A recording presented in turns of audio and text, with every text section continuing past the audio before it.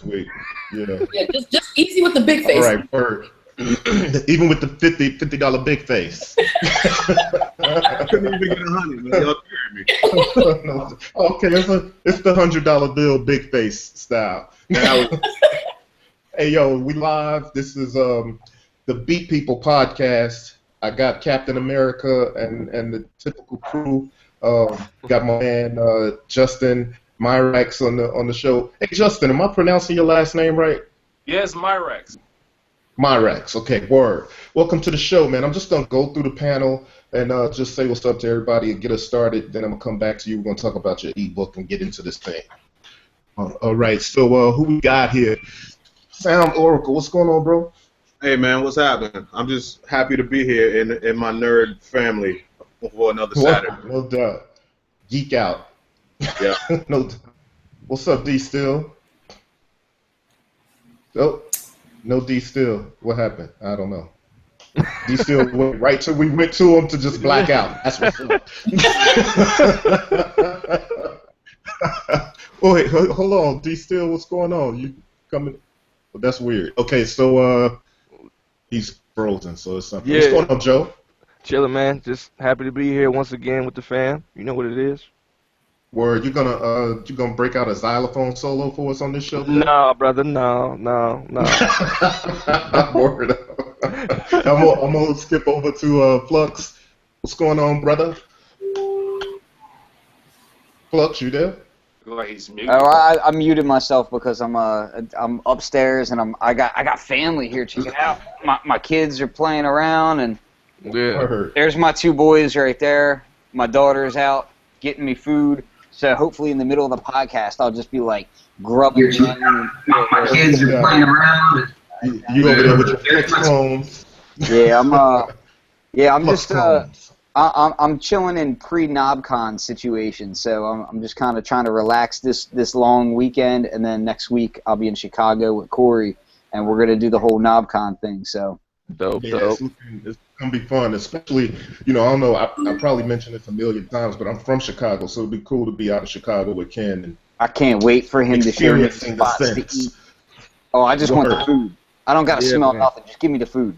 Exactly. No doubt. Yo, what's up, Stoney? How you doing? Hey Sis? man, yeah, I'm happy to be here with my boys, getting our nerd on. I just got back from Atlanta. Yes, you did. Oh yeah. Oh yeah. What's up with that? Y'all was in the room doing some live jam sessions. Oh man, over there. I'm I was jealous a little bit. I'm telling you, it was pretty incredible. Black and I were working on some things, and yeah, just more stuff to come. It was a great experience. I was in a spaceship, is what I called it, spaceship. Yeah, no doubt. With the disco lights, boy. Man, listen, we jammed. The trip over there with the lights.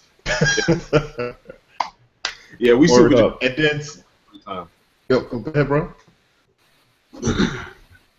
Oh, okay, so it's that thing. And I guess so. D still really dropped off, but we got my guy Justin. Good to have you, man. How you doing, bro?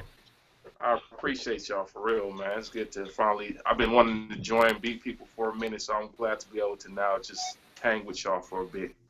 Yes, sir. Word, man. We're glad to have you, bro. I know we talked about it a little bit for a while, and I know now I know that you were so busy getting your ebook on. That's a lot of work.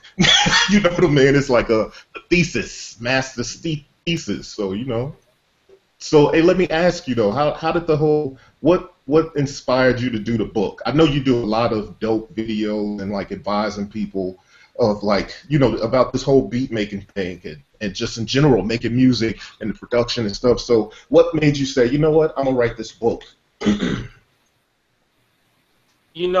I just wanted to be able to provide something that would allow producers that are coming up or producers that are, in the game right now to just get some more ideas and better perspective of, how to face some of the challenges that we all face as music producers. And, from my YouTube channel, of course, I encounter a lot of music producers at all different levels, and there's always a lot of questions. And I know that the videos can be helpful, but there was a lot of stuff that I found that I couldn't really say or articulate as well in just a single video. So the book to me was just like a combination of like all the top questions that I got from producers over the years, and I tried to format it in a way where it still has like a really logical flow, so that, you know, as you read it, it all ties together, but it's all covering different questions that I got from producers, like, you know, things such as, you know, just general, what's the most important thing about a beat, or what's the most important part of a beat, all the way to just, you know, like, you know, how do I get into music theory, or, you know, how do I get into sound design. So I want to cover a lot of those different topics, and, you know, that's what this book is. It's really addressing a lot of different challenges and coming up with some practical ways to get success in those areas. Word. That's dope, man. I mean, it's good that you've pooled your resources and you put it in one place. And I think this is going to be an important book for a lot of people. I mean, I've noticed it even with writing articles. Sometimes you'll write something and then it'll spark like this whole trail of stuff from people, from producers like, yo, I need that information, or everybody should have this information. We're getting started. So I think it's good, though. There's very few of these types of resources out there for specifically like our lane. You know what I mean? Yeah. Beat making, and not beat making in a sense where, you know, some people will say that and think it's like and kind of look at beat making as kind of anything, something less than musicianship. You know what I mean? Or something less than, you know, being in the business of making music. So I think it's dope that, you know, you've added to the resources for that. And you know, actually I was on your page and I saw that there was a video. I can't remember which site, which page I was on, but it was about your ebook, and you were talking about, excuse me, you were talking about what's the most important part of beat making, and right. You know, I think it's dope because you actually said what a lot of people would say: the beat, the bass, the whatever, the melody, whatever. So why don't you talk a little bit about what you say, because this is a part of your book, right? Or is it? Yeah, actually, the video that you saw was from the first chapter of the book. So one of the questions I got from, you know, one of the people that's following me was that they were asking, what's the most important part of a beat? And I wanted to address it in a way that was just more holistic. So, you know, because a lot of people will say, okay, yeah, the melody or the drums, or, you know, the pretty typically you'll hear, you know, a lot of beat makers will say the drums or the melodies or whatever. But I think, you know, what I wanted to do was address it from more of an overarching theme and say, okay, well, before you even start talking about drums, you kind of have to talk about what the emotional intention of the music is, because you can't say drums and always go for, like, you know, very strong, crazy drums if the emotional part is not connected with those drums. There has to be a correlation between the emotion and the sound selection. So a lot of what I talk about in the ebook is how to correlate emotional intention to sound selection, and how different sounds can kind of convey different emotions. And I think that's more important than just saying you got to have hard drums. Of course, you got to have hard drums. Of course, you want your drums to sound great, but it's more to it than that. And that was what I wanted to really address, so that people had something consistently that they can always go into as a strategy behind sound selection, and also sound arrangement or song arrangement, because that's another part that I address, is like just how the emotional intention creates it creates a direction for the song arrangement as well. Dope. Well, that's dope, bro. I think, like I said, this is going to be a dope resource, and we got, I don't know if you got your chat open, but I got D Still is back. You went Max Headroom for us for a minute there, D Still. But I don't know if you got your chat open, Justin, but we got a couple of comments from the squad on the panel here. It'd be nice if we had the book. Agreed. Give me. So this is the general consensus here on the panel. Let me Support just the hustle. Support the hustle. I wanted to ask Justin about the fact that so he's doing the book. How much of this is coming from a perspective of somebody who's going from the music making side to the, you know, you do a lot of sound design with native instruments and whatnot, but you're still doing the music. What's the correlation between the sound design aspect and the music making side of it? Are you finding that a balancing act, or like, you know, what's that all about? You know, it is a balancing act, and I addressed some of that in the book, Hey, actually. Just, can you speak a little more into the mic? Oh, I'm It's sorry. a little low. Okay. Yeah, can you hear me now better? No? Mm-hmm. No? I can hear Okay. you if you could. Yeah, it sounds good to me. I don't know. Okay, I don't know. I'm just using my phone right now. Sorry if the audio is not right. Okay. I can hear you. You sound good. Okay. I could hear you. It's Stoney's live room. It's her fault. But yeah, Thank you, Ken. Thanks. But to answer your question, Ken, it is a balancing act between doing the music and doing sound design, and you know, part of the book addresses that. But I think that sound design overall is first of all, I don't think sound design is for everybody, but I think that sound design could be a great creative outlet for people that make music, because it definitely allows you an opportunity to really fine tune aspects of your production that will make your production style unique. And that's one of the things that I wanted to convey in the book as well. Is like, you know, if you're really interested in creating a sound for yourself, sound design is something that you should consider. But for me, you know, doing sound design is a full-time thing for me. That's, you know, that's my main position at Native Instruments, is senior sound designer. So, you know, I'm always working on new product concepts, but you know, there's got to be a balance, because I come from being a music producer first and a sound designer second. So it's always natural for me to want to go and like really have some time to just be creative and not have to think about so much of the technical stuff, because I think the music part is just like an emotional experience for me that I like to enjoy, and you know, it just gives me a lot of creative expression that I can't really get out of sound design sometimes. Right. You know, I found that's a good point you make too. Here's what I found. Like, I came up rapping, MCing, and being a part of a group. And that was like, you couldn't tell me that life wasn't only about MCing. You know what I mean? And straight up and down. And then as I've grown in the art and gotten into production more, then, you know, there was a point when I was doing a lot of production and, you know, writing songs and creating albums, projects, and stuff. Then I realized, you know, I started doing some sound design, and I realized I was rapping a lot less, MCing a lot less. But the overall thing is not that I can't do it anymore, but I think I found other creative outlets. Or I shouldn't say other, as in that ain't one anymore. It's just that now I have like this plethora of creative outlets, and I find that when maybe something, you know, I get to a point with a certain sound design project I'm working on, and I'm like, all right, I think I better stop here because maybe it's not working out, or I can't think of what's next. Or even with music, when it comes time that, you know, maybe I'm hitting a wall or just something ain't happening right, I could go to something else. Like, I still have those creative outlets, and I find if I go and do some sound design, then now all of a sudden the beats are coming together, or, you know, vice versa. Yeah. So, but that leads me into this whole beat block thing. You mentioned beat block in your book, and I want to kind of get everybody's take. You know, starting with you, Justin, since you got it in your book, I want to get everybody's take. Like, how do you get over beat block? For me, I know it's because I have other creative outlets. And sometimes when my plate gets a little too full, you know, I have to really take small bites and just get my list of things done, and I find that my creativity opens up. But what about you, Justin? Where you find that getting over beat block is the thing?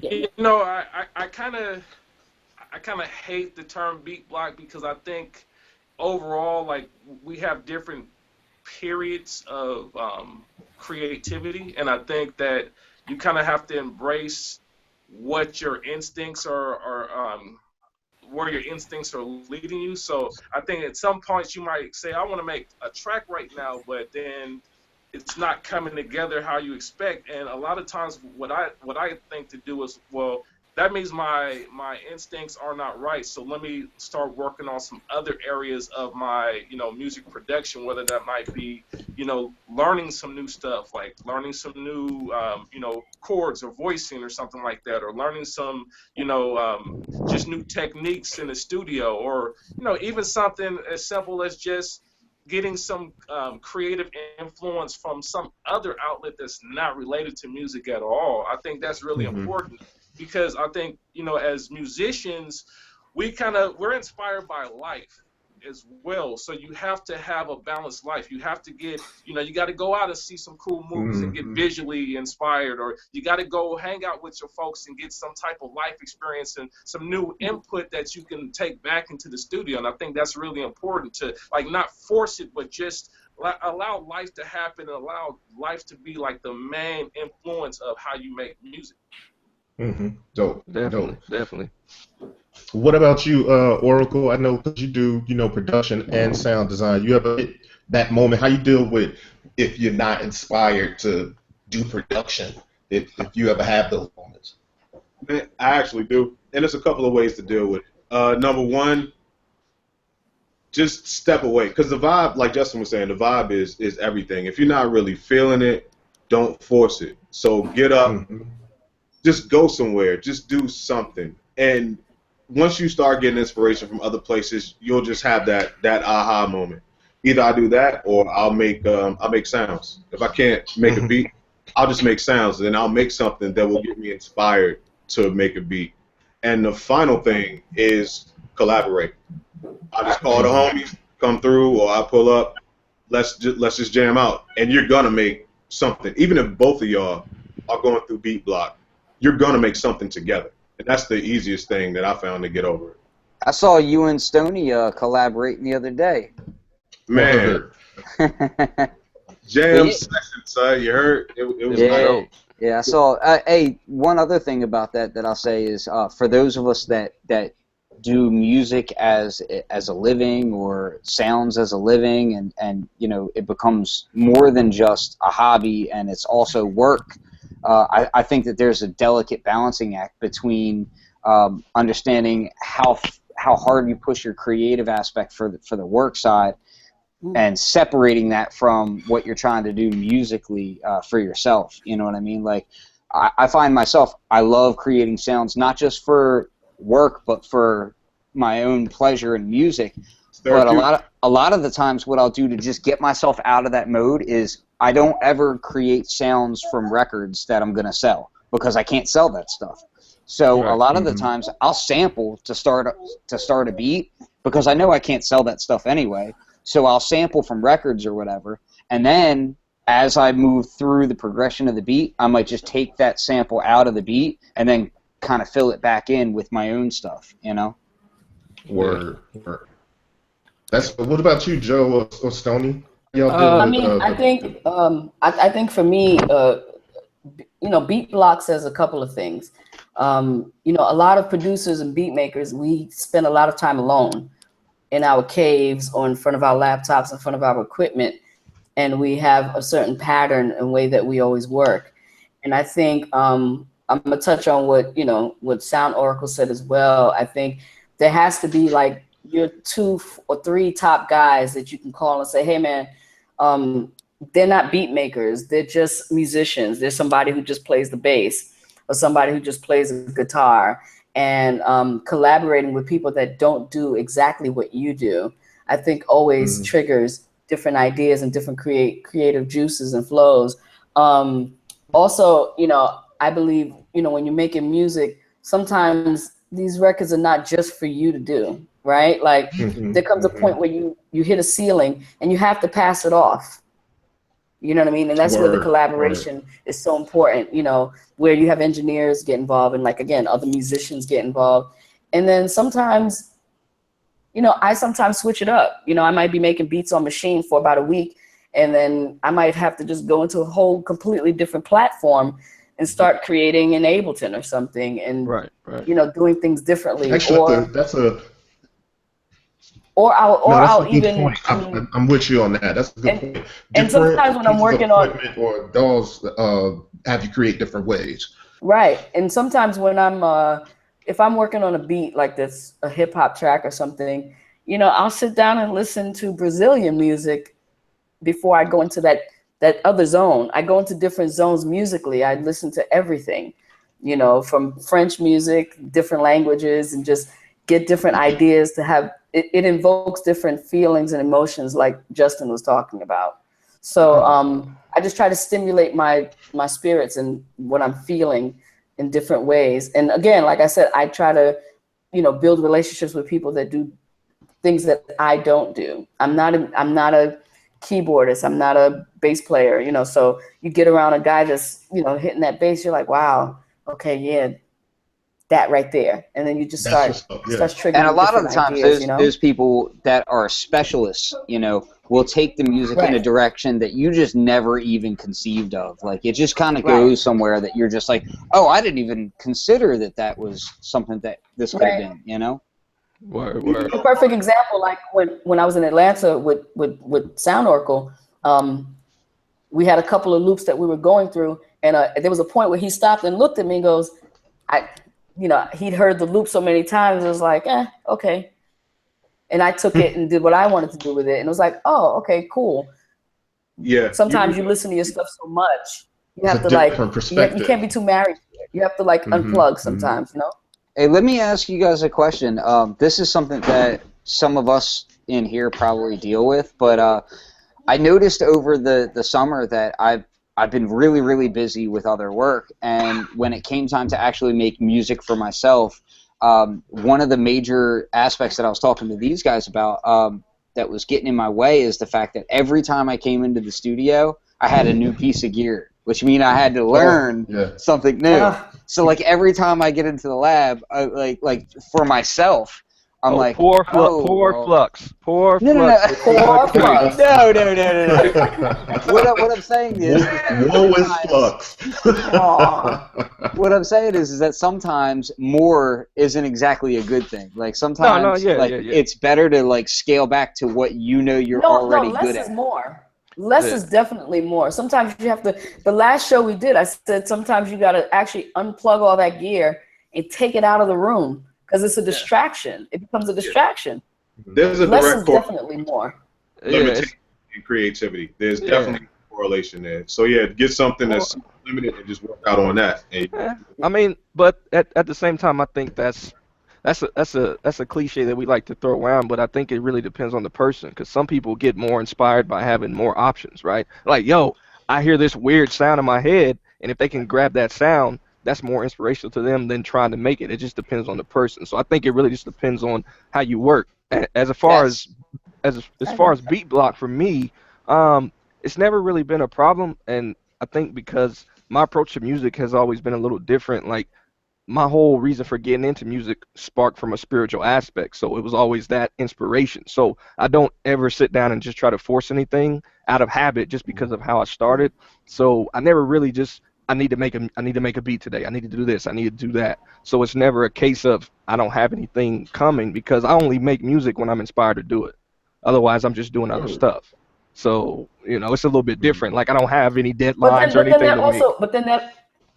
But that also speaks to what Ken was saying about, okay, do I do this as my profession, like as a professional producer, or is it a hobby for you? Or I think it depends on the individual. I agree with you. I think it depends on the individual. But like I'm saying, I don't have any deadlines or projects I have to meet, you know, where I'm forced to make music. So for me, you know, I'm doing so much other stuff involved musically that when I'm making music, it's whenever I'm inspired to make music. You know what I'm saying? Because my whole life really revolves around just dealing with music stuff in general. Joe, as far as what you were saying about, you know, some people just they get that inspiration from having those sounds that they can grab this and that. That's where I've been for the majority of my life. Is I'm like, you know, but there's a difference between when you're busy, right? Like when you're constantly working on stuff, and then when you like if you have limited amounts of time, I think it's harder to appreciate those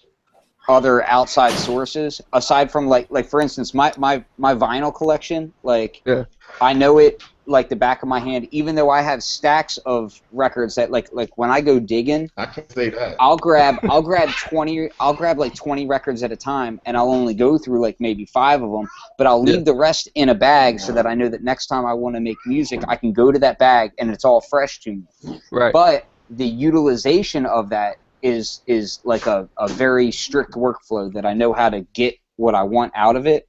Whereas if you're constantly adding new gear to your setup, that's more complicated, like a whole new synthesizer, a whole new DAW, or a whole new plugin, whatever. You have to spend time to learn it to be able to coach yourself from it. Hey Ken, you know what I usually do when I get a new piece and bring it in? I never bring that new piece into my workflow until I've mastered it, and then to find a place for that new piece. I don't just bring it in. I think that's a good idea, because then a lot of people end up sounding like the gear as opposed to making the gear a tool to sound like them. You know? Right. I bring it into my workflow, and if it fits, it fits. Sometimes it doesn't fit. Well, here's the thing for me when it comes to that, though. It depends on what the gear is, because there's always, gear coming in and out. Like a lot of us and got our hands in a lot of different things. So there's always gear in and out. Now, if it's something like, I don't know, something more complicated. But if it's a synth or something that I can immediately make a sound with, I'm in. I'm on. It's going. Right. It's going in. I'm getting it in my production workflow. But if it's something like some sort of groove box I ain't never had my hands on, or a new DAW or something, yeah, my workflow ain't gonna see that until I get a grasp on it. So for that, it depends on what it is for me. Right. I guess it's different. Hey, actually, we got one more Beat People podcast member join the panel. Let me introduce my man Mike Zimmer. What's up, Mike? What's up, guys? Good to be here. Silent Cipher. Welcome, bro. My man Mike is What from up, Ike? Bangers. He's joining us from where you at, man? Germany? Is it Germany? Or? Yeah, it's Germany. It's I'm 5 minutes from the Ramstein U.S. Air Base, so you probably know that place from the news, at least. I hope so. No, I don't know. I hope they didn't do nothing bad over there. Word. So, hey, what is? Oh, is that a machine studio behind you there? Yeah. Oh, okay. So I was thinking of a 4000. So it looks like he's got a deck saver on there or something. Yeah. Okay. Yeah. That's why I was a little skewed to my eyes. Yo, Corey, are you gonna bring up the 4000 again? Kinda. so yeah, I always wanted a 4000. I actually was fortunate enough. I guess depending on who you asked, whether or not having a 5000 is being fortunate, but I was fortunate enough for my wife to buy me a 5000 for Christmas just before I was gonna get a 4000 or MV 8800, and I had been agonizing over this the whole time. Little did I know she was plotting on grabbing that thing, so I used it for years, and I remember having a 2000 XL. But that brings me to one of the questions we were talking about, like, out of all the gear you guys had, what was most inspirational for you, like past and present? Wow. Y'all already know mine, man. Damn. This Rhodes What's right that? here, bro. The Rhodes. Word. That's it. Like, as long as I got Rhodes and a way to record it, I'm good. Like, I could. That's dope. That's for me. That's that thing, man. So what? Speaking of the Rhodes, I actually, I got a Rhodes here, and this goes back to Justin. Justin don't know that. So there's a couple thoughts I have here.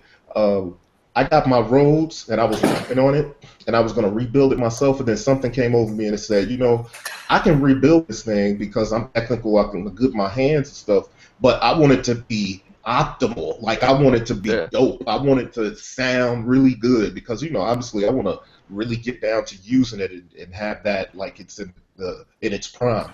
So anyway, I ran into Justin, and I know he had gotten his Rhodes redone or something had done to it, and I was like, yo, I need somebody to redo my Rhodes and fix it up. And he told me, holla at Ken Rich. And I didn't know who Ken Rich was, but I was like, word, I'm going to find Ken Rich.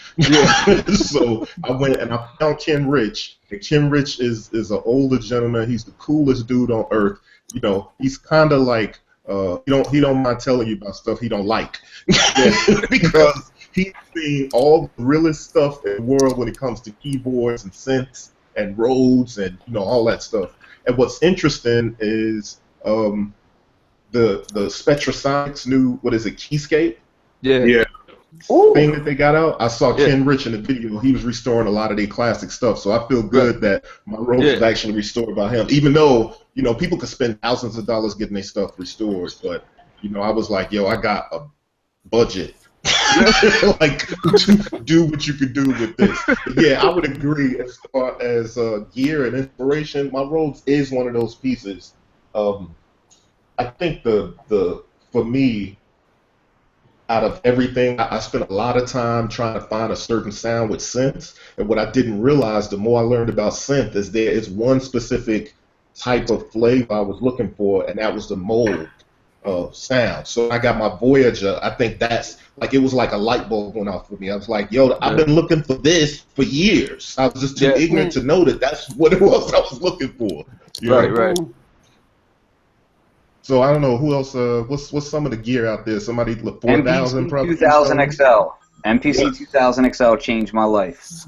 Word. When I got that gear, I went from like being interested in production to my life has changed and this is what I'm devoted to. Like, it went from, like, before that I had played guitar, I'd messed with samplers, I had a EMU MP7, like groove boxes, but the MPC changed my life. Like, that thing, the fact that I could take any sound that I wanted and put it into this thing without any kind of preconception of what should be in there, because I didn't have any of the discs that came with it. Like, I didn't have any drum kits, nothing. Like, I made everything from scratch, and so everything was made. There was no question about, like, is this your sound? Is this who you are? It was all made.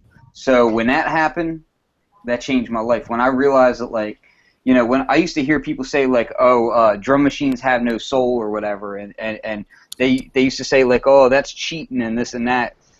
And, like, when I had that thing, I was like, dude, there's no cheating involved here because it's all made. Yeah. Every single sound that goes into this thing, I put in there. Music.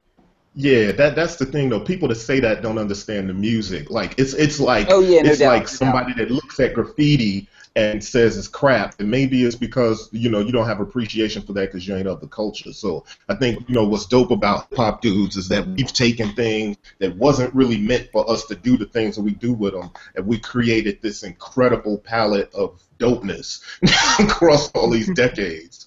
So hey, what about you? You got a 4000 back there. I would venture to say that Justin and Joe and Stoney, y'all all had 4000s, right? Is that one of the pieces that inspire y'all? Well, I'm gonna say, well, for me, so the question is, what inspired us in the past, and what's inspiring us right now? What's one of the most inspirational pieces that you've had, past and present? Oh, so just one, right? Just one. Yeah, she got to scroll. Look, out of this stuff. Okay, no. Right. No, okay, so if you say one, I'm going to kind of cheat a little bit because it's really 2 in 1. I would have to say... Can't do that, Stoney. Okay, all right. Damn. Okay, so... Damn. Oh, fuck. Okay, ooh, sorry. I would have to say Machine and Complete. I have to say that. And the reason why I say Machine and Complete is because with the MPC, when I first started doing beat battles and stuff, the MP was dope, and I learned how to route and connect it to synths and use different sounds. But with Machine and Complete together, that package allowed me to take my Mark II and do anything I want with it. You understand what I'm saying? Like, I was able to open up Massive and learn synthesis and learn how to shape sounds and do sound design, and be able to take Machine and make beats, and be able to open up Contact and listen to different sounds and Rhodes and everything. I think that combination allowed me to grow as a producer because I had everything. That's a good point. I had everything in one place. So it allowed me to just sit there and work and work and work and grow and build without, with the MP, I had to have my Phantom MIDI'd up in order to get my sounds. With the 4000, it was fantastic with the 4000 because I had my key groups and I could make sounds with the key groups. But with Machine and Complete, I could literally go anywhere and just work, and I was just growing. I mean, Complete, I had everything in one place. You got everything. You know, I had super bucket full I of had stuff. Reactor. I mean, Massive again.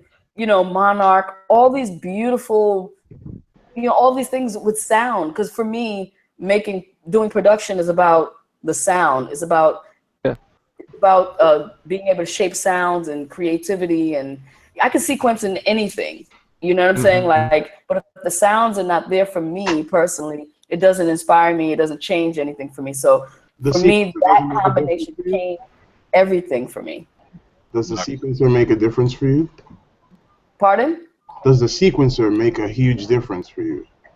No, not at all. I can use anything and get what I want out of it. I can use Pro Tools. I can use Cubase. I can use Ableton. No, but I mean any sequencer. Machine's sequencer specifically.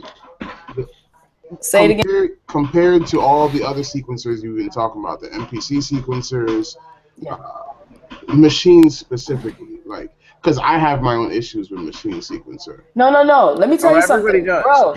For me, it's about the sound. I don't care what the sequencer is. It's gonna do what I want it to do.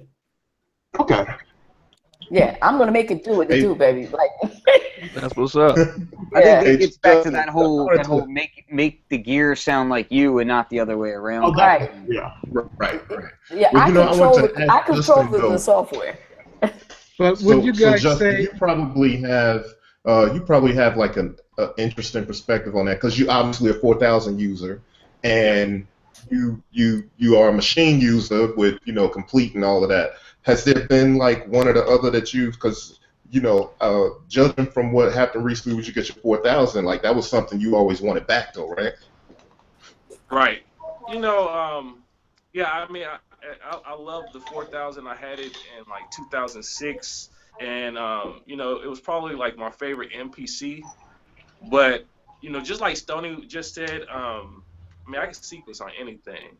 I've never been like a sequencer snob at all, and I think for me it was kind of about just being able to get different sound shaping options out of different pieces of equipment. So like Machine or MPC, I think they kind of have different sound qualities to them.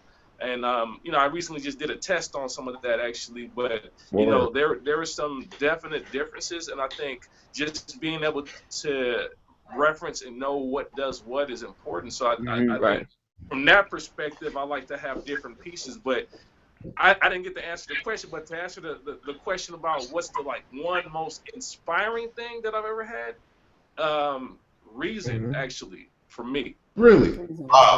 Not sound quality wise, but sound shaping and like all the possibilities that Reason has. It was like the first thing that had a full suite of every type of sampler, and the racks, all the routing.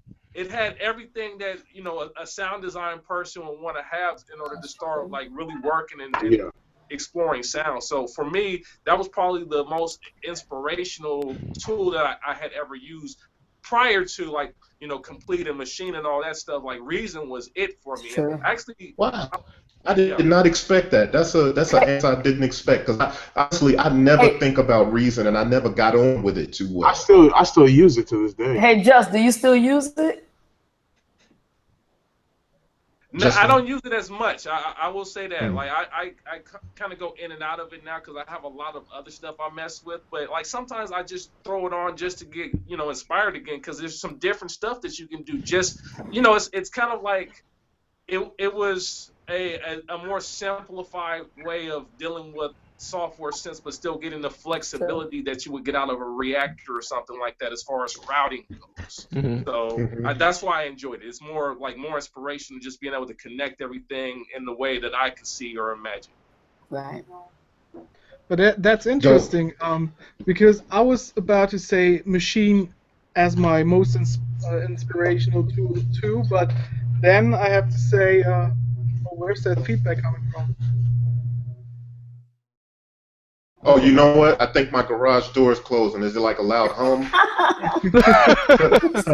Okay, so his garage door is like the size of a football. Yeah, it's a big old garage door. Bro, sample. Yeah, the garage door is right back here, and we got some of our friends from across the street. We're about to keep their cats because they're showing their house, and so I knew the garage door was gonna be open because I probably would have been like, "What is that?"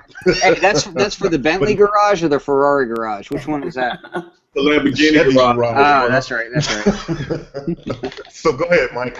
So yeah, I would say Machine 2, but then I was thinking, did it really inspire me? I mean, it made my workflow a lot easier, but it did just the same I was doing before, just more complicated. I was slicing up samples before.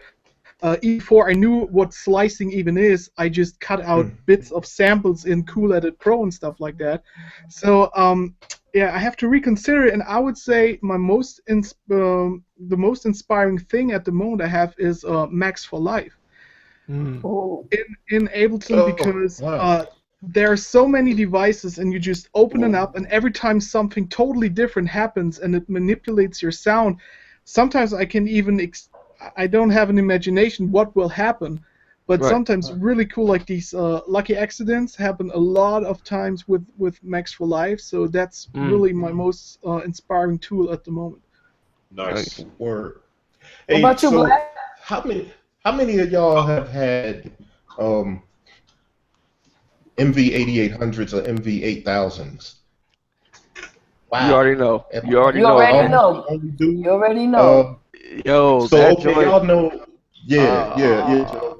Every time we bring this up, every time I look at Roland with the side eye, reoccurrence. Every time I gotta look at Roland with the side eye. Like, don't give me no boutiques. Don't give me no little rubbish. Give me a sample. Give me a new MV. Bring it back for the cat. Like, they changed the game way before the game was changed. Like, they was doing what Machine and everybody else was doing. Before it was even a thought. They were just way ahead of the time with that thing, man. Yo, look what just dropped on Synth Jam.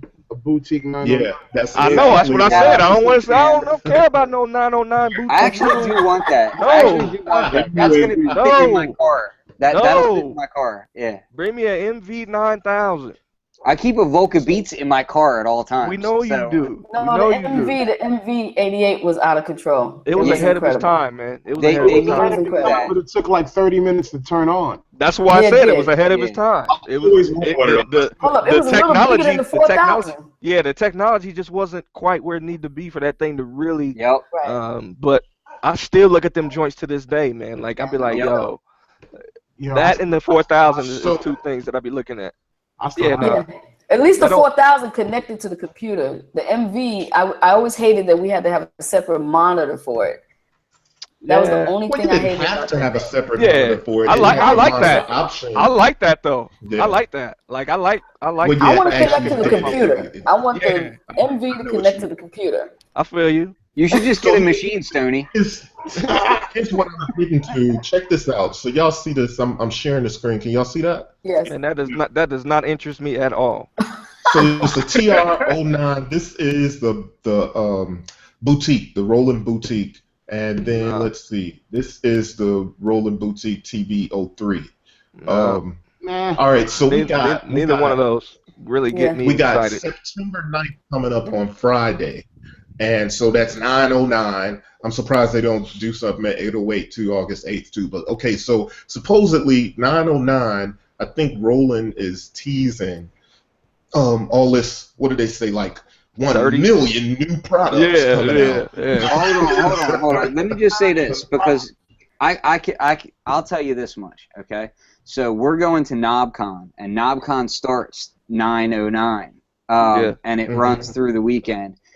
They are a sponsor to KnobCon. They are going to be there. So I know of a little bit, but we're going to be out there, and we will definitely be covering it, and people are going to get excited about some of that stuff. There's also been a leak already, so we can certainly show that as well, of the System 8 which is the new their full-size synthesizer. Is this like the real deal though, or is it a mock-up? No, it's the real deal. Now that has me semi-interested, depending on the price point is a little bit. In my opinion, is a little high, but I'm not too concerned about that. Depending on what they let you do with the plug-out technology, like it's the price of a synth, in my opinion. You know what I'm saying? Yeah. So what do you mean? Depending on what they let you do with the plug-out technology? If they let you store more, yeah, like if they do stuff like that, if they let you store more than one in there at a time, if it's 8 voices, we're talking about stuff like that, then it could be, because imagine being able to change through all these models that people are modeling, like from the people that actually made it. So you're like, okay, I can switch from a Jupiter to a Juno to this to a Mars to all this stuff. Like and their models do sound good. Like, you know what I'm saying? Yeah, like, because the modeling is the same stuff that they're using in the boutiques. You know what I'm saying? Like that's that same that's one thing. That's one thing I'll say is with the boutiques. I mean, I had all 3 of the first 3 boutiques. Now I've since sold them all 3, but I can't front. They sounded good. Right. I think the thing that it came down to is like, well, they sound great, but I found that I wasn't using them as much because of them little twiddly knobs on them. Exactly. Knobs, bro. I'm a person that don't get into the Volcas for that same reason. Right. The Volcas are just too small, and I got big hands, son. Yeah. That's why that the TR909 thing that they're doing in the boutique size is cool to me, just because, like, for the exact same reasons as the Volca, because I really enjoy the Volca. Like, it's something that I can just kind of take on the go. The only issue to me is more, will it come in at a price point that a mobile piece of gear warrants? Like, to me, like the little mobile things like that are kind of in between toy and actual studio product, or that's you got to be really careful how you price that kind of stuff, in my opinion. I'm just gonna be honest. I hate the TR909 sound. Like I love it. I absolutely love it. You already know how I feel about just those drum machines in general. I only like 2 sounds from it. Probably no, not the snare. Whatever the clave clap thing is, and like one of the toms, and that's it. I love a 99 kick. I love a 99 kick, man. Give me one tom. It's not even the just one tom. He's like, I like the clap and the tom. I don't want the kick, give me snare, the one hat. Give me one snare. You know what it is? But I just don't like the tone of it. Like, it's, and also every time I hear it, like, I love some techno music, but it just reminds me of, like, yo, why does every techno song have this drum kit on it? It does. You're absolutely like, it's but why does every trap song has an 808? 808. No, exactly. That's why I don't like the 808 that much either. Yeah, but the 808, at least we have different keys that the 808s are in. The 808s are not in the same key. Yeah, no, of course. No, 808 is more flexible than the 909. I will give you that. It's more flexible. I'm sorry, I took 909 first. I don't. Neither one of those drum machines excite me, and never have. No, I feel you. This is the drum machine that I've been really excited about, man. This one right here.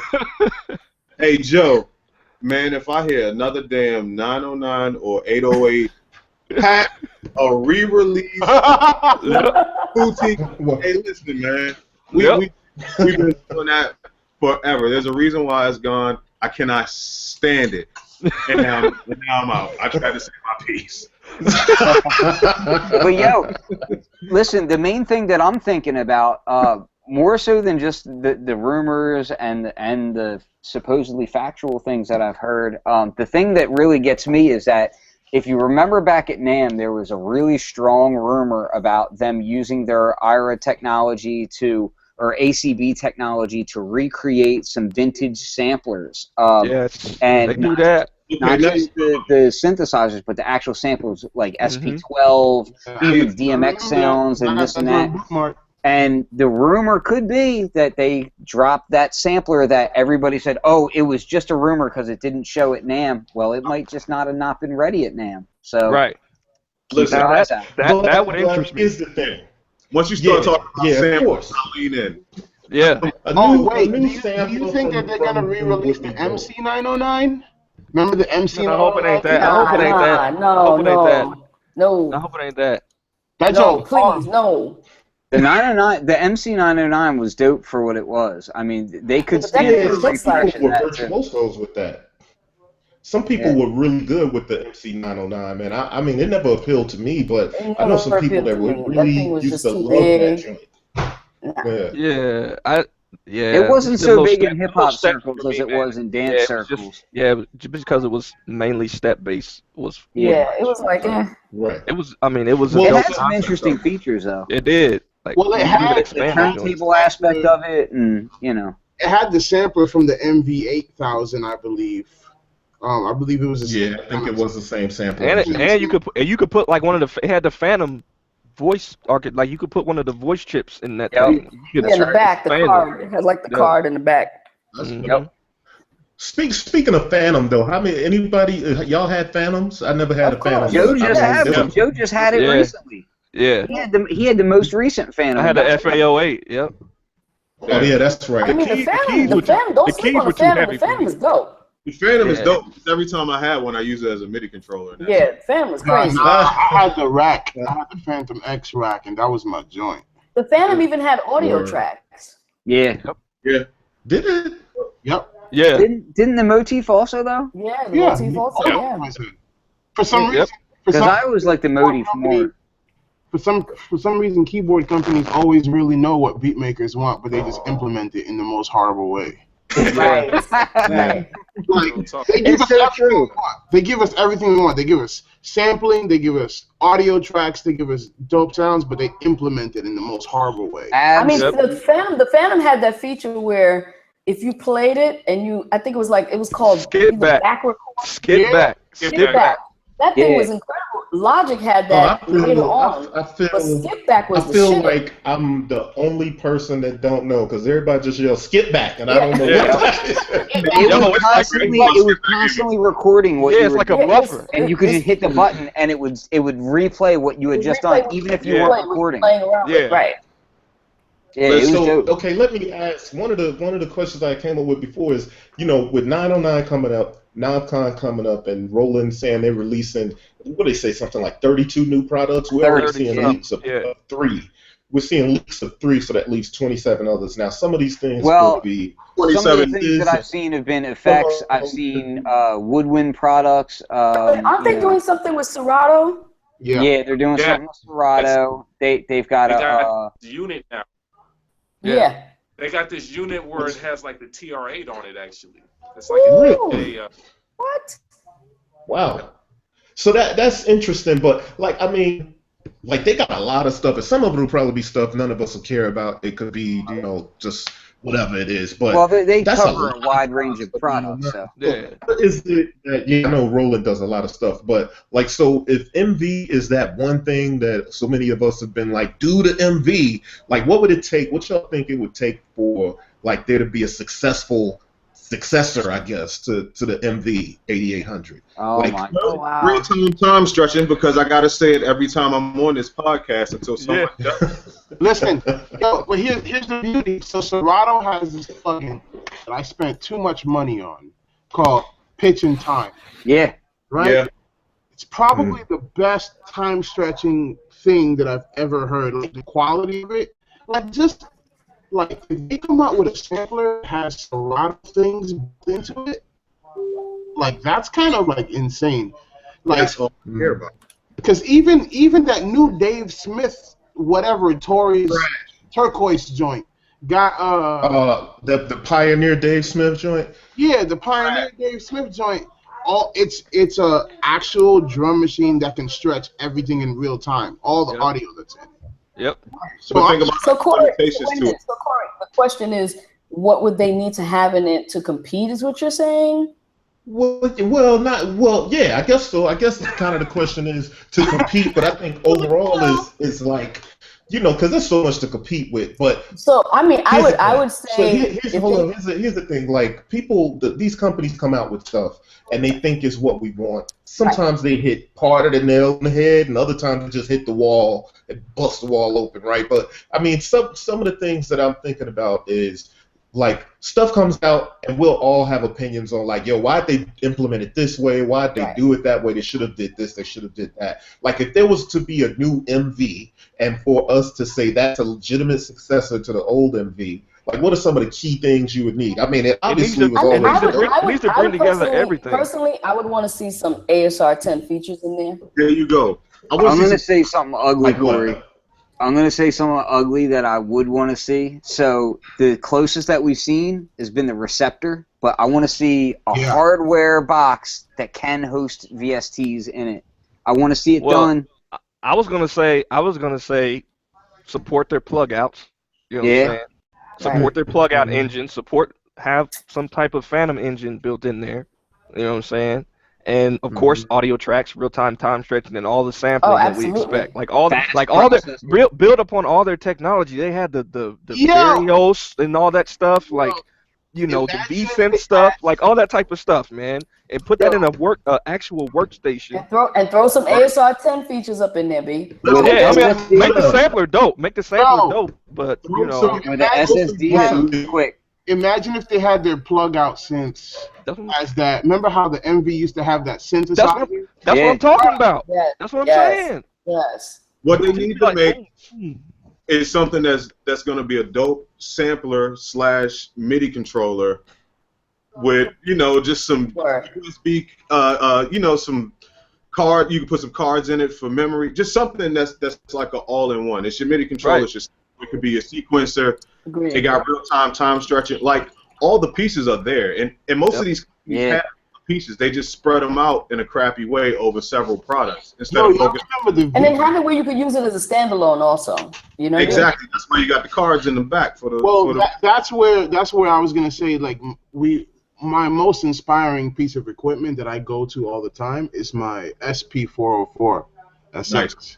Like that's what I go to all. Like if I had that in my drum set, I'll be straight. Right.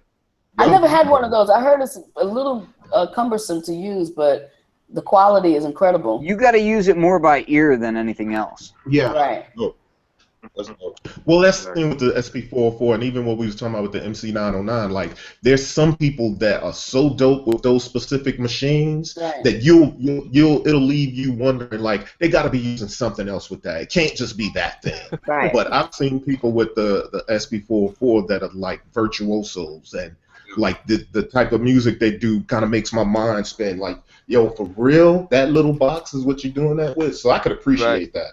Yeah, one thing I'll say. The first couple of years was just the SP404. Me, One thing about that MV style workflow that I really like, if they really do redo it, one thing that I really hope that they keep and that they bring back is the faders on the unit instead of just knobs. I loved having faders on the unit. Dope.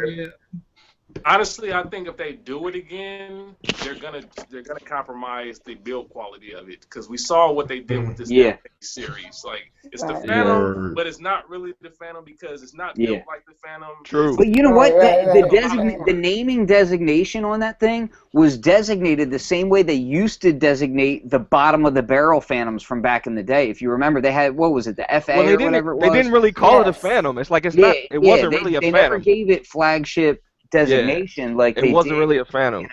So I wonder if that's FA. Part of that. It didn't even have like the audio tracks and stuff in it like the Phantoms. No. But the quality was still which kind of surprised me because they never came out with a new flagship Phantom. Like, I was really surprised by that.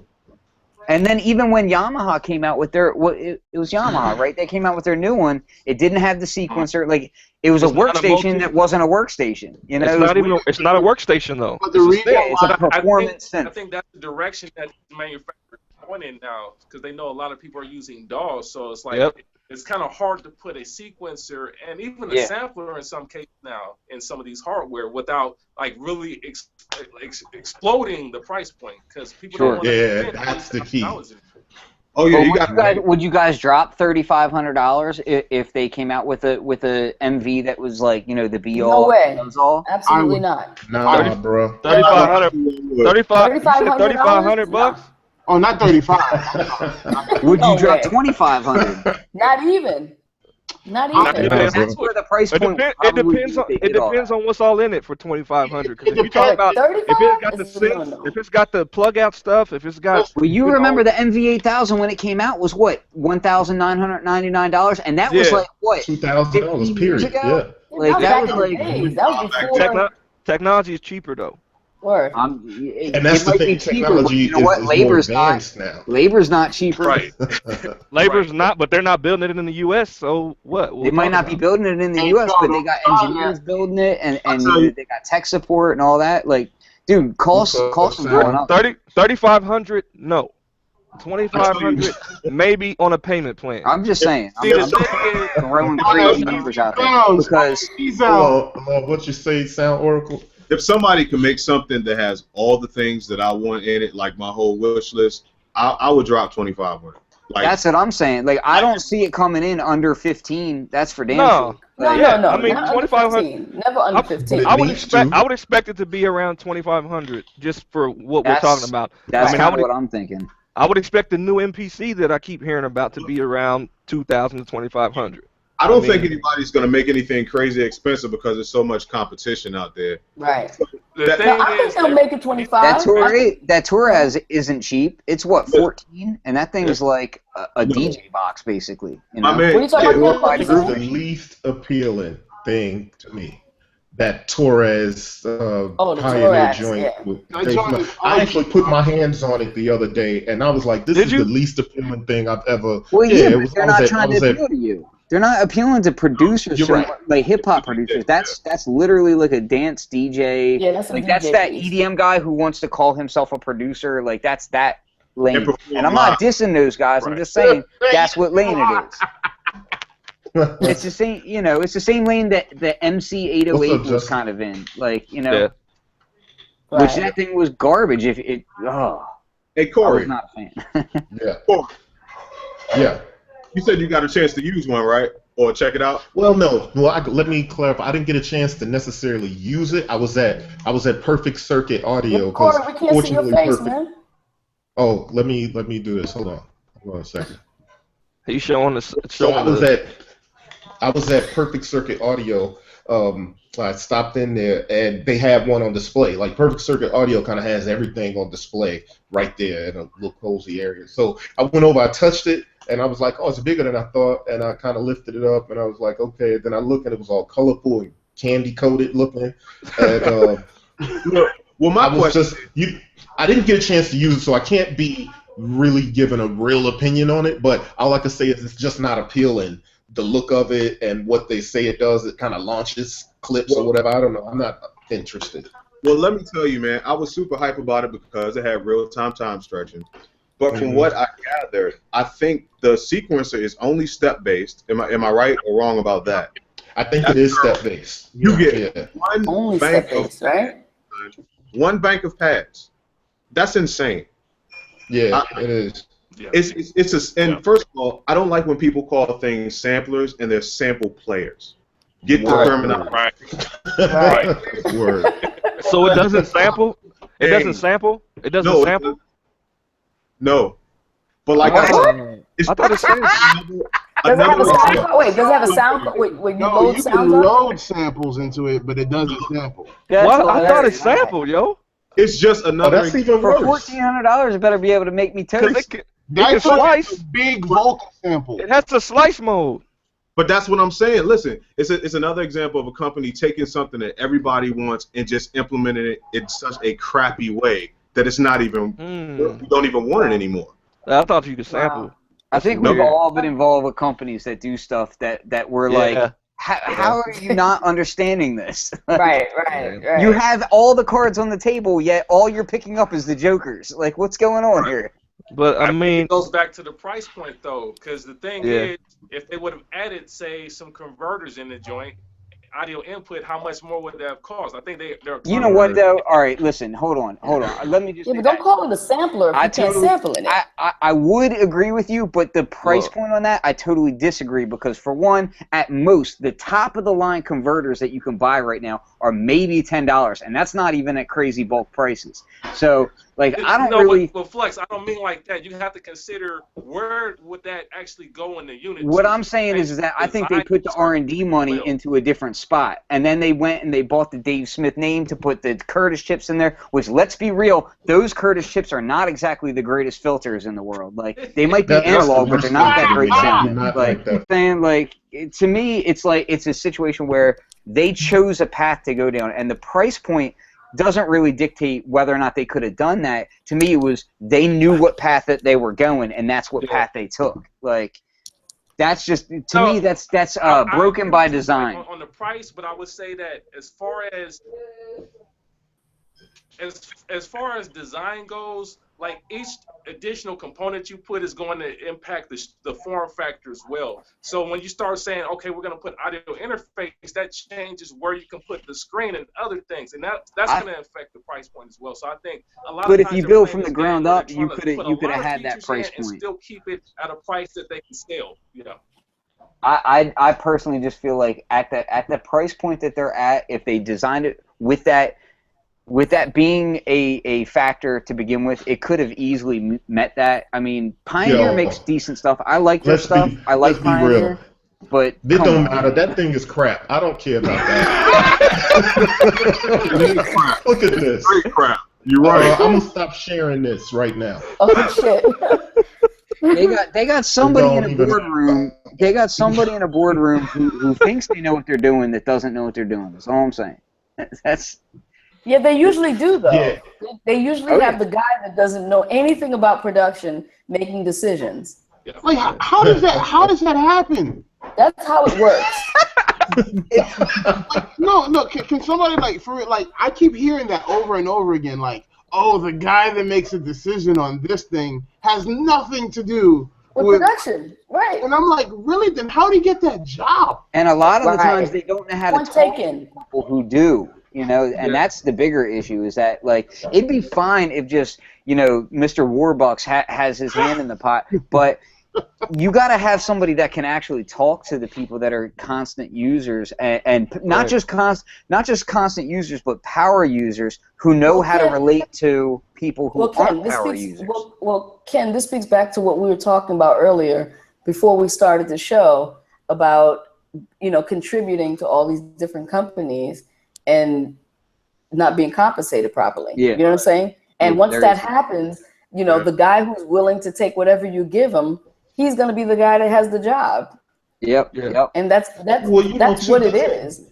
I could imagine that it matters too, right? Like, so it's a skill set. The skill set that it takes to make music and be dope at making music, even be like a music tech, is one skill set. Right. But that doesn't necessarily mean that you could be like a product manager or a project manager, or you know, that you can. Corey's in the PhD. You're speaking that real talk because now you have guys who make beats and they're like, hey, I want to be a product specialist. And you're like, do you know what that actually means, a specialist? I mean, I know so many cats come up to me and they're like, yo, I want to be a product specialist. I want to do what you do. And I'm like, do you know how to use a DAW? No. What do you do? I make beats. That doesn't make you a product specialist. My first question is like, do you need health insurance? Because you might be out of luck. Real. I mean, honestly, real talk. Like, and that goes all back to that price point to me, is like, you're talking about guys who are, you know, making these things, and they should hire on people who know what they're doing and actually listen to them. But then at the same time, you're like, well, to pay these people properly who've put 25 years into the music industry and put their heart and soul into this stuff, deserve to be compensated properly. But you know, then the price points get out of whack, you know, because it's not free to pay somebody health insurance either, you know, so. No. What is it? You're like paying maybe another half of a person's salary, or at least a third, for the benefits and stuff. So you know what I mean? Yeah. Like, there's a lot of factors that go into that, and it's easy for somebody to make beats to think like, yo, I'm pretty good with my boys, making sure that their setup is MIDI'd up, or making sure that their, you know, Ableton is running. I'm pretty good with that, so I could probably be a specialist. But there's so much more to that, and that's how you get the dude that's a good business dude, and the dude that may have whatever other credentials that are important to corporations in that room, making the decisions. And can he make a beat? We've all seen. And that's before you even get into the fact of, is that person like a sleaze bag or not? Like, you know what I mean? Because like you're not even getting into the layer of like a lot of these guys that are doing that stuff. Like they've got social media profiles that like if you click on it, you're like, oh, why would you make that public? Like, you know what I mean? Like, there's a whole nother layer to it to where if you're asking somebody to be the face of your company or whatever and represent you. Yeah. Then not only do they got to be a good artist, not only do they got to be technical, not only do they got to be able to teach, but they also got to like have some level of common sense, and that's is surprisingly rare. Yeah. But so that begs the question, like, where do you find that guy? Let's be honest. Like I've done IT for a good portion of my life, right? So the one thing that I think has propelled me in my IT career is the fact that I'm personable. I can actually talk to you, but I'm technical. Those two things never go together. You know what I mean? Like usually the technical person got no personable skills, but I think soft skills. I think a lot of us here have that same dynamic though. Right? Yeah, true. Like a lot of us, everybody here is technical. Everybody here is technical, and everybody here can relate to other people on a personal level. Like that's why we do what we do. So. Well, it's because there's no corporation aspect of it, and there's a difference between a mom and pop store and a guitar center. When you walk into a mom and pop store, they're normally the ones putting up everything on display and cleaning the bathrooms. Yep. So they understand what it's like to deal with people on a one-on-one basis. Corporations, they have to compartmentalize all that stuff. They have one guy. They have to because it's about ROI. Yeah, it's all about. So it's a little bit different than companies like Make Noise that you can call the office and have 10 guys, working, putting things together, versus calling Korg. There's a huge. Hey, so you mentioned Korg. I want to talk about Korg. Let me show this to you. And this was not on like the list of topics, but then I started thinking like, wait, this is the latest news, and I want to see what y'all guys think about. So, okay, we're on B-Boy Tech Report right here. Y'all can see, obviously. I heard of that site. Native, I heard of it too. Sorry. So one of my favorite instruments that I ever had, was the Microkorg. Now, let's talk. When I had my Microkorg, it was like the first synth that I bought. Like that was when I was getting into production. It had just come out. Before then, like I said, I was MC, going around town in Chicago looking for producers can be the biggest headache that you ever wanted to have. So I started getting into production myself. I had a EMU PK6. I had a Microkorg. I had a MPC 2000 XL. And the Microkorg, like I didn't know synthesis at that point. And the matrix of the Microkorg was the worst. I mean, I hated that matrix. I hated and loved it at the same time, though, Corey. Yeah, you know what? I think it would have took me some time. Over years, I started realizing where I wanted to go for certain things. It took time to get to know the thing, especially if you don't know synthesis either. So it takes a bit. But at any rate, I eventually sold it. That's the one piece that I've gotten rid of that I've always wanted back. And so I'm kind of happy to see that they're doing a new Microkorg, but I don't know the significance of having a speaker. Not me. No, you know what, Corey?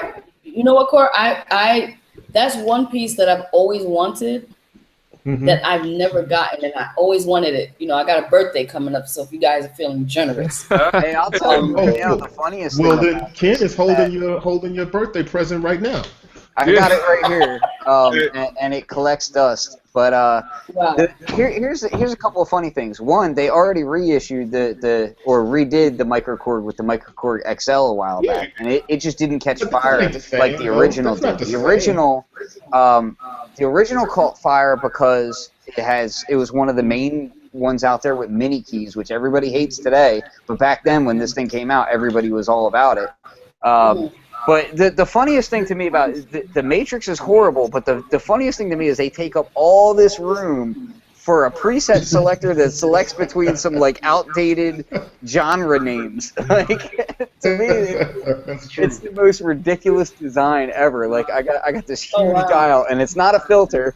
It's trance, techno house, electronica, drum and bass breaks, hip hop, vintage, retro, sound effect hits, and then vocoder. And it's like, I don't know. It's cool because it's battery powered, but I take a Mini Nova over this thing any day. Oh heck yeah! The Mini Nova has that same knob. Oh no, the Mini Nova's cracked. It does. Ken, The Mini Nova has the same knob. Ken, how about the fact that it still doesn't have USB on it? Yeah, right? The new one? No USB. They really... yeah, the new one does not have USB. That's whack. It's the same thing. It just has speakers built in. Yeah, how do you like this? Wait a minute. Whoa. The new one doesn't have USB? Nope. Not from what I've seen. And the speakers are on the bottom, by the way. No, they're in the keys. Well, they're underneath the keys. Yeah, the What keys. is that? Yeah, you Apple can't see. MacBooks? Get out of here with it. All this built-in speaker stuff, I don't really get it. Why does anybody do that? Nobody needs a built-in speaker. Mike, I'm with you. I'm not making beats on the bus. It's not. Yeah. Well, And you know what? even every $10 headphone sounds better than these built-in speakers. Yeah. Well, let me. You know what I let's look use at that, though. for built-in speakers? What I use is I have a Bose SoundLink Mini, and I just plug my little Bose in. It's like this big, and it's got big old bass speaker in it. Sounds perfectly fine. That's what I use for my portable listening. There is no USB on it, bro. Let me tell you though. We're gonna look at this. So we know when we think, oh, they built in a speaker, it's gotta be crap. Well, they say to you that we've included a carefully constructed speaker system consisting of a stereo speakers with clear imaging, plus a woofer that emanates a startling amount of low frequency. I mean, those Yamaha Reface keyboards, for being portable speakers, actually put out a decent amount of sound if you just want to jam out on the couch. So, like, I'm not against that, but it's certainly not a big selling point. Like, I wouldn't go back and buy a keyboard from 1998 for full price when I can get it on eBay for like $125, you know? Well, let me ask you guys this. Why would they not include a USB on this? It just doesn't make sense. I don't know. That doesn't make sense. That's We already discussed why. I think somebody forgot. They was like, So let me tell you. We got somebody in the boardroom that doesn't make music. So they got here's a couple of things that they got. What's been improved about this thing? Yeah, there ain't no USB on it. That's a huge miss. There's more presets. There's more presets. There's more presets. It used to be only A and B preset, but now it's A, B, C, and D. So A is new sounds, B and C are the classic sounds, and D is the user preset bank, the additional user preset bank that you can use. And then they have a favorites. So they got more into that kind of stuff. But they didn't really do much for improving. So I mean, there's new presets on it. So if there's new presets on it, it's basically stuff that you can still design on the old one. Yeah, but we're not in 1996 right now, bro. Like every controller. USB, and it's light, and it has speakers on it. Son, 99% of the people that are using this aren't gonna be using the speakers. So the fact that they're like that selling point. I'm like, people just going to hook this up to their equipment, and that's how you make it. You know what this smacks of? This smacks of they had another product that maybe is Korg or maybe not Korg, like maybe somehow corporate-wise is related to them. They had a bunch of speakers that didn't sell that sat in a warehouse, and they were like, how can we use these? Oh, let's throw them in this product, and then we can refresh this brand and make some money. Like that's all this is. I don't know why we're talking about it. It didn't sell. Apparently they didn't have any extra USB parts in the warehouse to throw in there, though, huh? Look, man, honestly, I wouldn't even look. I had the Microkorg when it first came out. I loved it. But now that I have things like Omnisphere and like freaking Falcon sitting in my computer, I'm just like bump one of those joints, like you know. And I got vocal sense from Isotope, so I don't need a vocoder anymore. Like that MS-2000 filter is not exactly the best sounding digital filter either. So like it's not. You know, I got so okay. Let's we got to. By the way, that vocal synth from Isotope, I love it. We got to do the obligatory showing of that sampler. What is it called again? Oh, that's a micro. That joint is dope. If Korg wants to redo something, redo this. Yeah. Straight up. So how y'all feel about this then?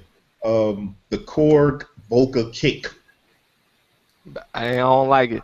I'm not really. I wish I I'm could not feel excited about it. it. I have an MS 2000. I think Ken will probably get one, and D Steel will probably end up getting one just because they like making sounds. Yeah, like that. And even for that, I'm really not that interested. Yeah, I got a mutant bass drum over here. I don't need that. Yeah, I was gonna say that because of the modular stuff, I can just go out and pick up a really dope kick module like that mutant bass drum is amazing, and the mutant kick drum is dope. There's even man, what's the name of this company? I think it's freaking they do TR-808 clones. Oh, Tip Top? Yeah, Tip Top. They got some pretty, they got some pretty dope modules. I'm not gonna. Yeah.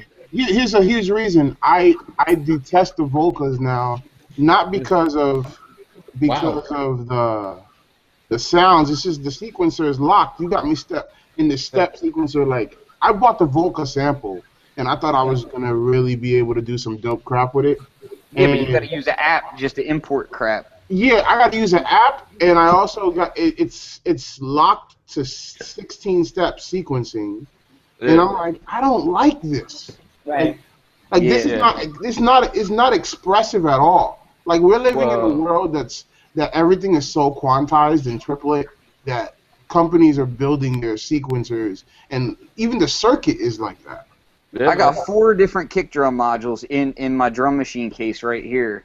And really, technically 5, but to me, it's kind of filling a gap that's not really needed. But if this was like 8 years ago, back when like the Lancet kick and the MFB thing was just coming out, then it would have been really dope. But like it's not 8 years ago. You know what I mean? Like, I mean, at the end of the day, people are going to buy this thing just because the Volcas are super I love popular. the Volcas. Like, people are going to buy it, but I just don't. It doesn't appeal to me. Like, first of all, I don't like the sound of the kick that comes out of it. Like, I'm just not a big drum machine person. The variances of the kick. Honestly, what I heard, I was kind of like, this is the interesting variances. But then my mind is thinking about sound design and an extra source. My mind is thinking, how quick am I going to get bored of this? Bro, the machine drum synths, the kick drums in machine.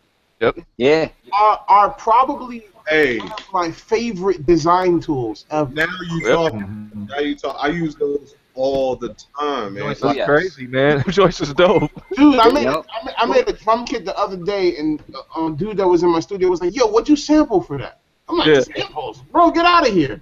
Yep. And Tremor.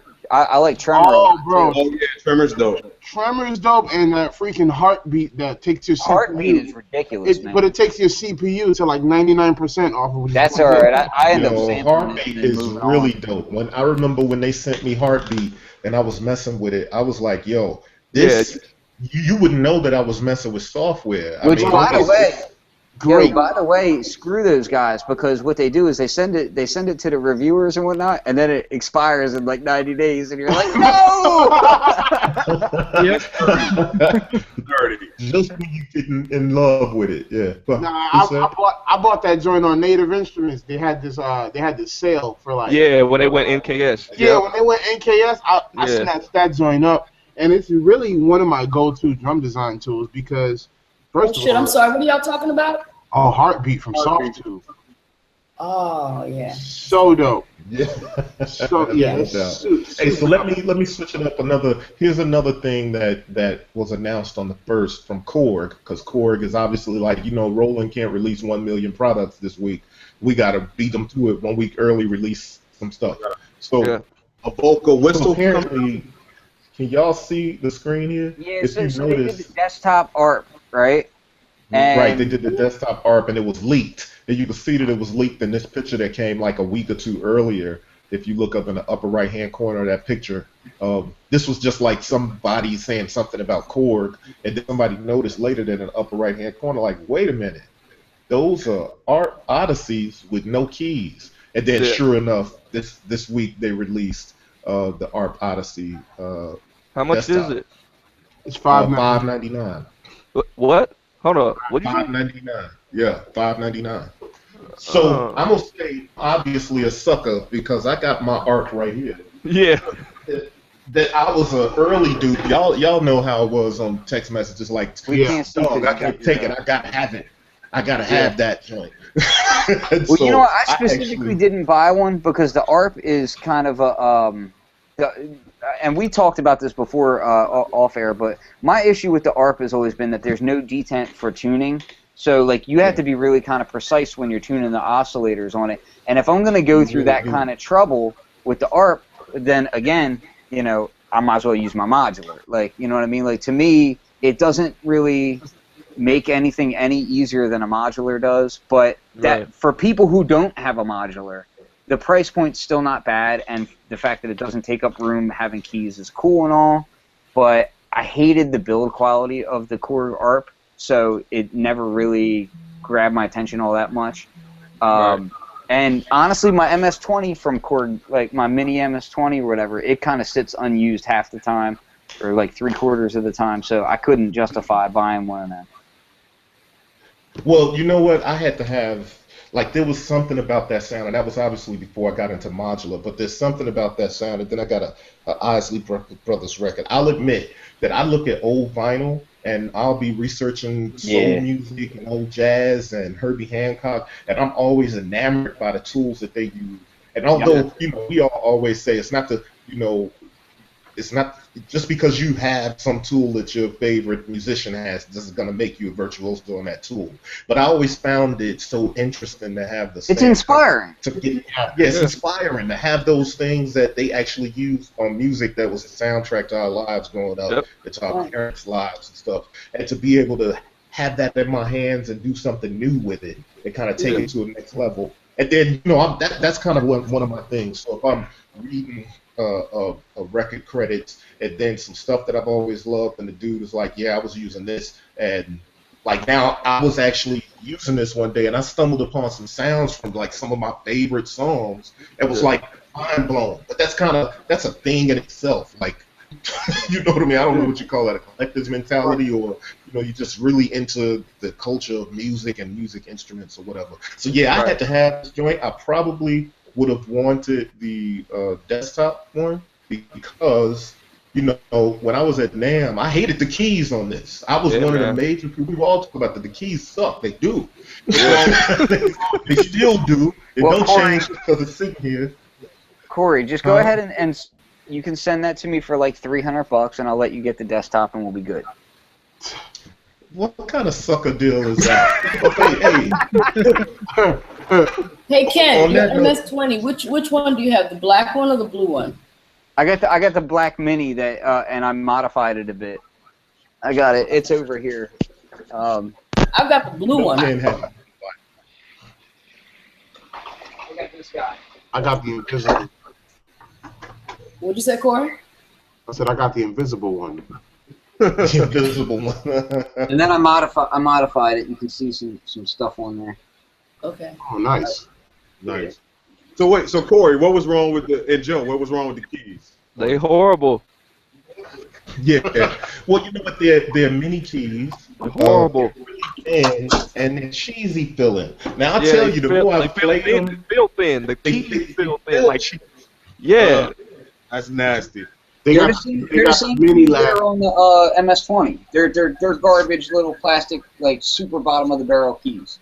Yeah, because I mean, I've touched a lot of plastic keys, but them things feel like they will break if you play them too hard. Like that's how they felt to me. Yeah, they feel fragile, and it's the same keyboard from the MS-20, the Arp Odyssey, and their latest joint, the Mini Log.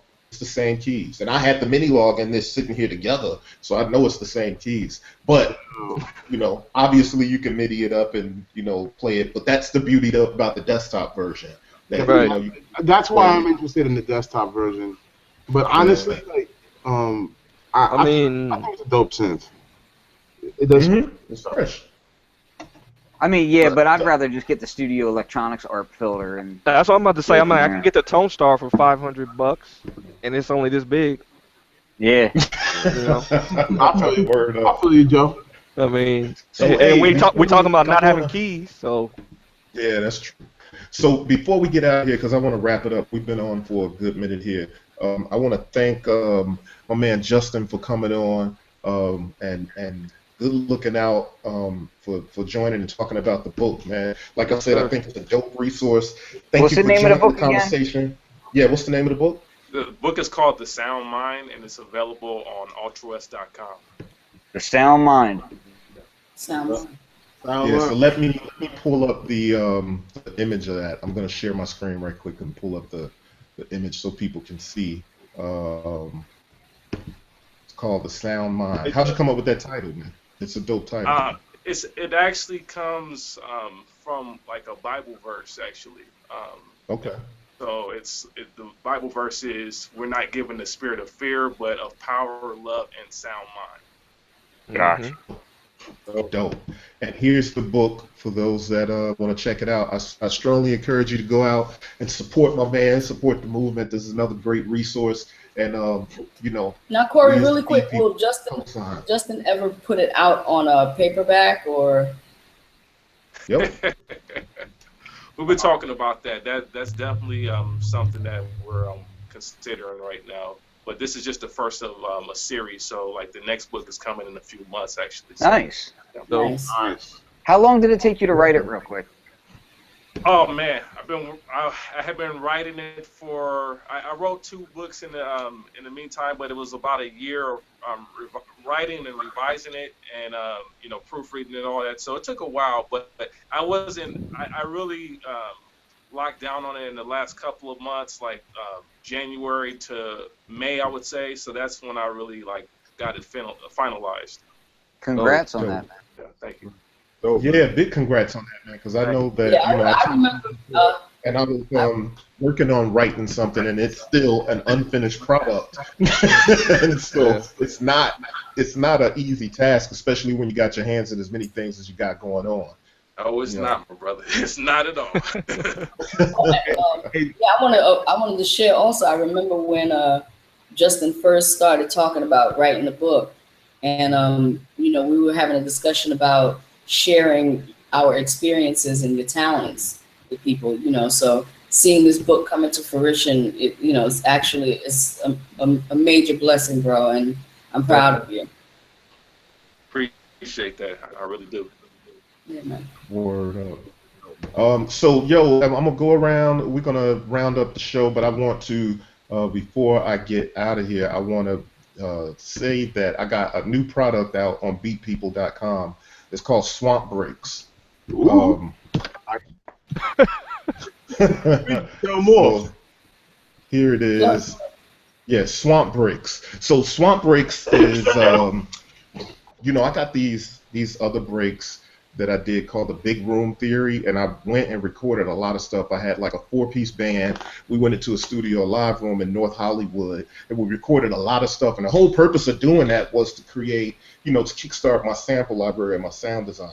So Swamp Breaks was kind of like a side piece that happened at the end of recording Drum Breaks, where we start talking about all kinds of different genres of music and different stuff. And somebody brought up Zydeco jazz, like New Orleans Zydeco music, and there's an interesting shuffle about with the way they got a groove, and it's kind of jazzy, bluesy, but it's got an interesting shuffle.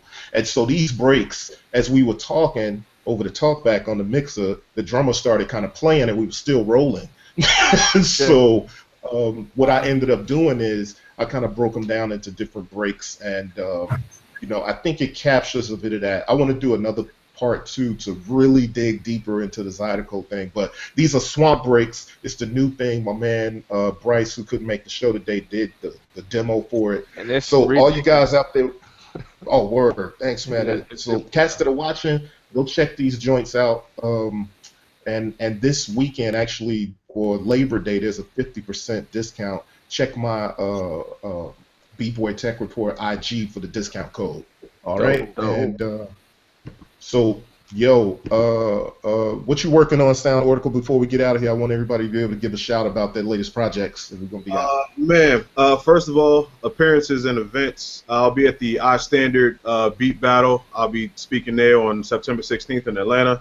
Also, I'll be at A3C doing some speaking in October. I'll be at Loop in November in Germany. Gosh. Yep. So I got that.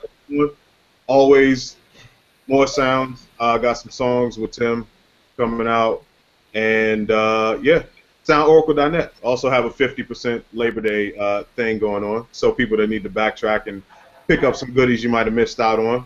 It's a great weekend to do it. Plus, I have some podcasts coming out. A lot of people have been asking me what type of computer they should use for production, so I just did a whole blog post on my top picks, Mac and PC, of the best production computers. So it's a good read. Check it out. Oh, yeah, I saw that. That's a dope blog post, man. That's real dope. That's real helpful for a lot of cats. So, Appreciate it. Word up. You got a busy schedule, bro. You on tour. Hey, listen, man, I try to stay busy, man. You know, you gotta stay busy. That's what's up. Hey, Daniel, what you got going on, bro? Man, gonna be traveling a lot too. Got a couple of albums I'm producing with different artists all over the country, and that's what the rest of the year is gonna be. And I'm also working on a solo record. Yeah, working on a solo record, so I've been writing all the music, and I'm actually doing one of these things where you can sample my whole record. So it's nice. Yeah, it's like you're gonna find a bunch of hidden gems on my record that you could just sample. I'll be the first one. Thank you. That's dope. I'll be the first one sampling that. No doubt. Yeah, so it's just working on that, and then of course at MSX Audio we got a bunch of things going on, working on new sounds, new content. I'm excited to get my hands on Keyscape once it drops. Oh yeah. That's probably one of the most exciting things in software that has just hit me the last couple of days, and I'm just because once I get it, you guys won't hear from me in like. Right. They put the smackdown with that, man. Eric Persing is a god. Eric Persing he's one of those dudes that you've seen him through the years working in different companies and having his hand in different things. And it always elevates. It always elevates, and now with this, when I saw Keyscape, I'm like, oh my gosh, this dude is like... And the fact that it's been in the works for 10 years from searching from these rare classical instruments to restoring to sampling. That's a company that cares about their fan base. The people that they care, like I remember when Omnis Spirit 2 came out, it blew me away because they answered a lot of the things that we've been asking for. Yep. And I'm just like, you know what? I roll with Spectrasonics. That's one of my companies. Anything they put out is good. Like Trillion hasn't been updated, but it's still one of the best bass plugins. Yep. Out in the market. Still. Yep. So when can we expect that sample that your latest album, man? Because we're gonna have to talk a little special about that when it drops. Because all of us gonna have our samplers ready to sample and flip it. Well, dude, I'm in the process of writing right now, and then contacting all the musicians. Yeah, contacting all the musicians that are gonna be playing on it with me, because a lot of it is gonna be live stuff. Dope. Stuff that's sampled to be resampled. So it's just like I'm excited about it, and I that needs to be on vinyl, bro. I'll just leave you with that. That needs to be on vinyl, but consider that because I'm trying to put the needle on it, and then I want you guys to come over to the crib, and we're gonna listen to every little jot and tittle. Honestly, my desire is to put it on vinyl, but y'all already know how much that stuff costs, man. Yeah, I've been there. It costs a lot, and it's also like the turnaround time. Like I'm gonna have to have my album done now so that I can get my records in 8 months. Yeah.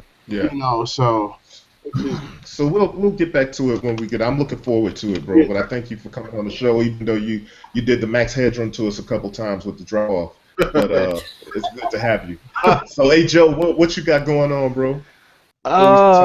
Man, new shop, of course. Shopsoundsgear.com, selling plugins, libraries, few sample packs, things like that. Of course, tutorials, reviews, all that type of stuff. I got a few projects that I can't quite speak about just yet, but everybody will probably laugh. If you've been watching Beat People, then you know I said I would never. I don't got time to be making those sounds. Well, Yeah, you've been very adamant Yeah, about it. I ain't yeah, doing it, bro. yeah. So yeah, I've been bit by that bug. So I got a sound design project that I'm working on. But Oh, just same old stuff, man. Y'all know where to find me. All the machine and complete users. I got the NKS packs out for Nexus and Serum, so you can load that stuff up. So yeah, I mean, go to Sounds and Gear. You can find everywhere push tutorials, machine tutorials, all that stuff. So just follow me, man. Word, Yeah. word up. And Ken, what you got, man? Oh, can I? me and Ken is gonna be at NobCon next week, starting on Yes. Friday, and we're gonna be doing like a special Yeah. presentation, live broadcast of Beat People. And if any Dope. of y'all on the panel want to join next week, I just have to get the time, and we're gonna live broadcast from NobCon. And Ken's gonna do Sense Summit show from NobCon, so we're going there to do like a Beat People bust up of the NobCon. So yeah, That's dope. I'll be at NobCon. The first thing that I got coming up is we're gonna do Beat People on Saturday, and that'll be kind of like we'll talk about a little bit of what we've seen on Friday and kind of getting into the show, and then Sunday at the end of NobCon, I'm gonna do a recap and a special Synth Summit show from there. So I'll be talking in the banquet hall there. I got so much going on, but I'm not going to go through it all. I'm just going to tell you, the store is still being worked on. I got, Modular Boom is ready to go. I'm going to be doing a real special giveaway that I'll announce later. So if you go over to fluxwithit.com, sign up for the newsletter. Yeah. I got a giveaway that I'm going to do to promote the store that I think people are going to kind of flip out about. So Yeah, it's gonna be dope. yeah, I really just need people to go over to fluxwithit.com, sign up for the newsletter, and go to my Instagram at Flux302. And NobCon is going to be awesome. But I got to roll because my food has been getting cold for a minute that I told you I was going to eat on the air. But I try to be nice. All right, man. Well, it's good having you, man. I'll definitely see you next week in Chicago. We're gonna have some deep dish. Yeah, So, I'll talk to all y'all later. Yep. Word. Hey, Mike, thanks for joining the show, man. What thanks you got for having going me. on that you might want the people to check out? As usual, a lot of reviews going on. I'm also digging deep into the modular world right now, Yeah. and I'm involved in some. What did you say? Oh no, I was just like, that's the horror music. Once you start digging into modular, Yeah, dun dun definitely. dun dun, rabbit hole. Yeah, definitely. I will probably end up living under a bridge, but that's cool. So, besides that, I'm involved in some beta tests at the moment. For example, what I'm really looking forward is BeatMaker Free for the iPad, one of the best DAWs on the iPad. And while you're at the Beat People shop, you can check out some of my sound packs there as well. You will find them in the categories. It's the Out of Orbit sample pack that is around for a while, and also some presets for your Moog Sub 37. If you in need of some fresh sounds, you can check it out and use the discount code. Yeah, no doubt. Nice. And Stony. Hey man. Which, So I'm. Stony, we leading off with you, and always great to have you. What you got going on that the people can look for? Oh man, I'm still in mix mode, still mixing the EP. I have to stop because I keep going and going and going and adding. I'm also working on my website right now. I'm gonna have some really cool interactive things for producers to be a part of. I can't really speak about it yet, but just working on music and getting better every day. Okay, cool. Well, thanks for joining the show, and we'll leave off with Justin. We know your book. Like I said, thanks for coming on the show, yo. I'll be pubbing your book, and we're looking forward to what's coming next, man. And you feel free to come and join the show whenever you want to chop it up with us, man. Yo, man, I appreciate it for real, man. Word. All right, so this is Beat People Podcast, Episode 9, 2016. We don't beat people, we are Beat People. Signing off. Peace. Peace out.